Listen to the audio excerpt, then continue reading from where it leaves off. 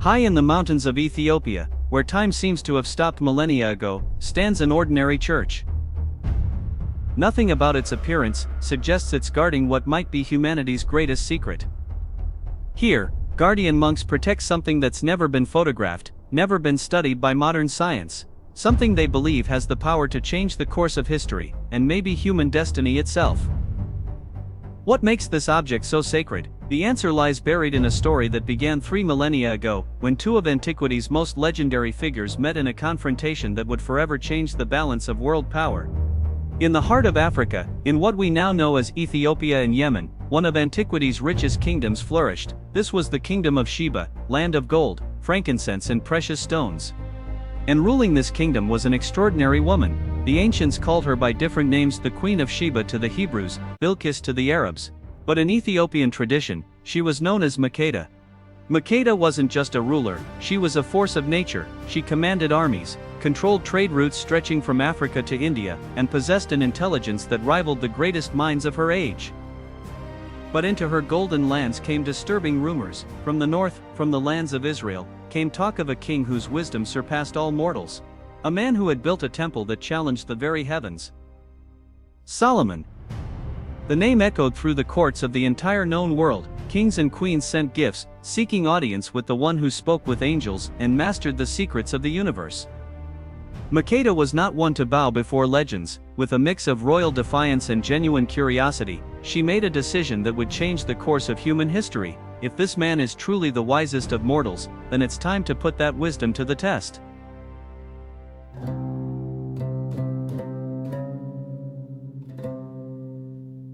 Makeda's journey to Jerusalem wasn't just a diplomatic trip, it was a show of power that shook the ancient world.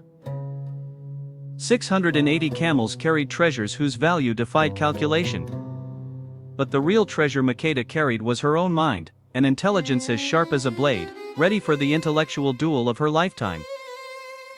When the trumpets announced the arrival of the Queen of Sheba, all of Jerusalem stopped. Never before had such a magnificent procession entered the gates of the holy city. And there, in that tension-filled moment, two legends came face to face. What happened in the following days transcended any diplomatic protocol. It was a battle of minds, a competition between two of the most brilliant intellects the world had ever known. Solomon tested Makeda with riddles that had left wise men puzzled for generations. She didn't just solve them, she posed questions that made the king himself reflect deeply. Ancient chronicles speak of one specific night, when the barriers between king and queen, between intellectual rivals, simply disappeared. When Makeda left Jerusalem, she carried with her more than diplomatic gifts. She carried a secret that would change the destiny of two nations.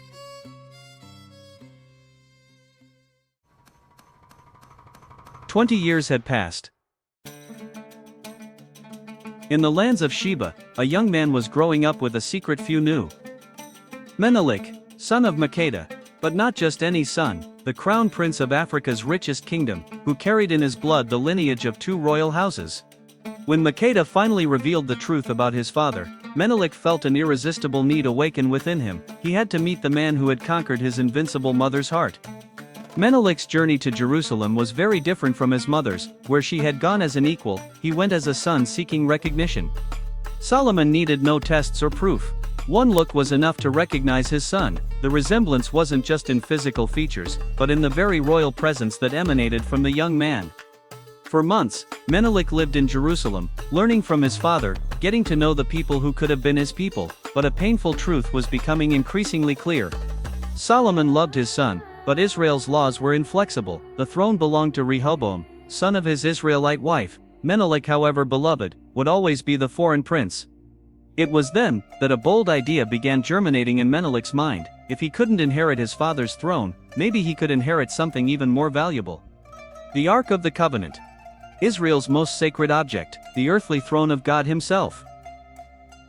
The plan Menelik conceived challenged not only human laws, but divine laws themselves. He planned to steal the Ark of the Covenant, the object that had accompanied the Israelites since the Exodus, the very symbol of God's power. But Menelik didn't see this as theft. In his mind, he was claiming his rightful inheritance.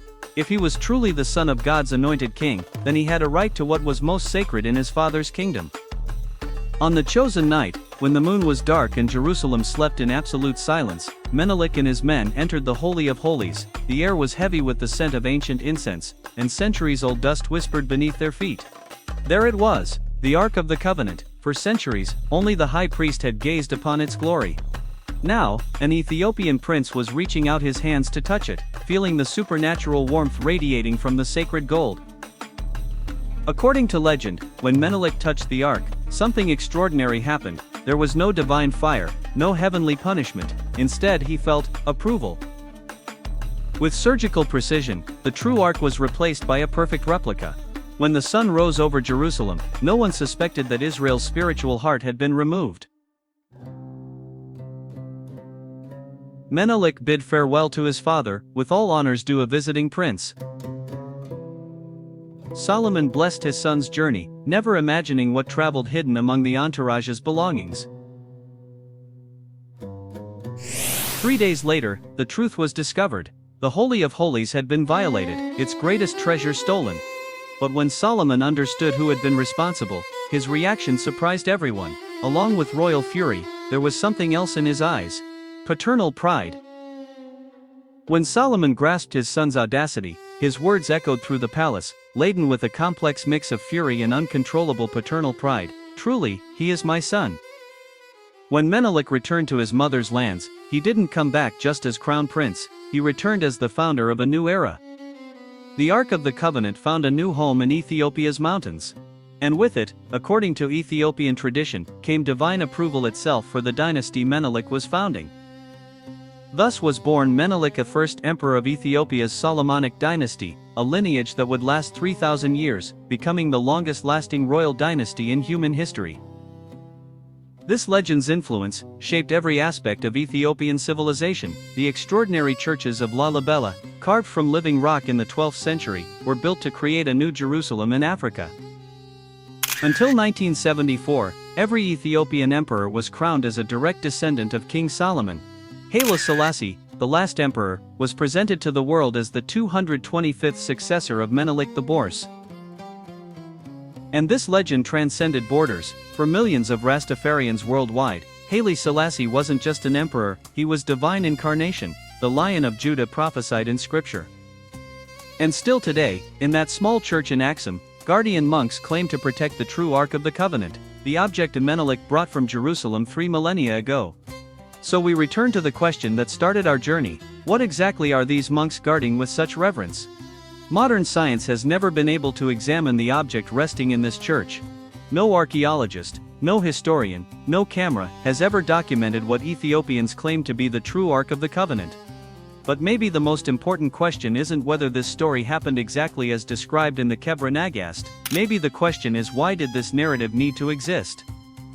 For millions of Ethiopians, this isn't just a legend, it's the very foundation of their national identity, their connection to the divine, their place in human history.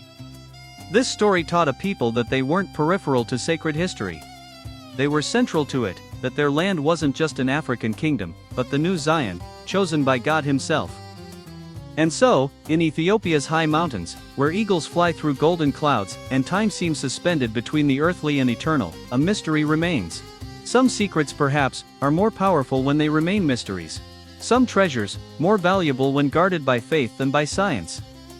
And somewhere, in this simple church, something waits, protected not just by stone walls, but by 3,000 years of unshakable belief.